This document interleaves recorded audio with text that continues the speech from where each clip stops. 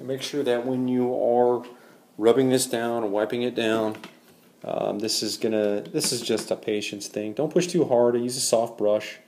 You'll get a lot of the OCA collecting at the bottom of the toothbrush there, like you can see right there. There's OCA glue on it.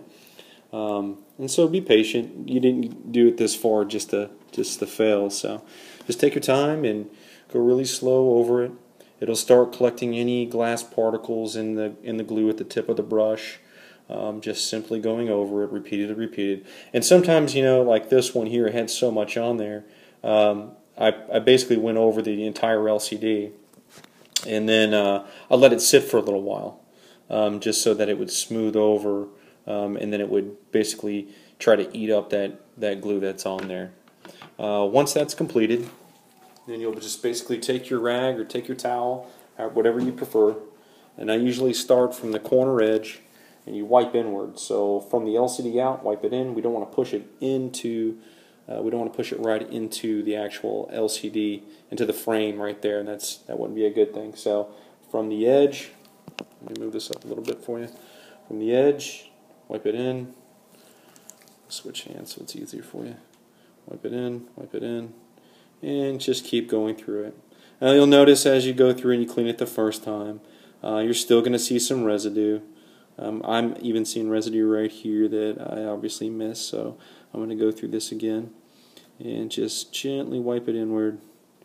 And then once I'm done, I like to roll the towel, only because of the glass fragments. So if you do have any glass fragments, it's rolled up inside the towel, and then I can continue to go and continue to go. And just keep doing this procedure all the way through. Now, to kind of cut ahead here, after this part, after the cleaning part, might take you a good, could take you a good 20 to 30 minutes of just cleaning the LCD, and maybe a good 15 minutes just letting it sit, trying to eat some of that stuff up or break some of that OCA for you. Now on the framework, I'm going to move this back a little bit. On the framework in here, I found it difficult to use a putty knife to get this out. The clips that are actually on the board here proved to be very difficult with the putty knife, unfortunately. So it was easier actually to remove the digitizer and then remove the device from the actual unit here. And what I did basically is on these clip pieces, and I don't recommend this, but if you have good steady hands, you know, you always want to make sure that you're not slipping here and then running the knife, of course, across the LCD, because then you get big scratches from it.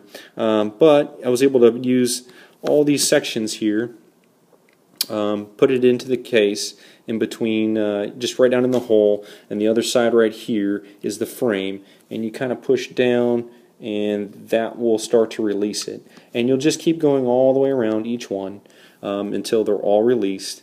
And you'll notice you'll hear a little click as you're going along as the pins are releasing. And once you start getting, I always recommend starting on the bottom. There's nothing here.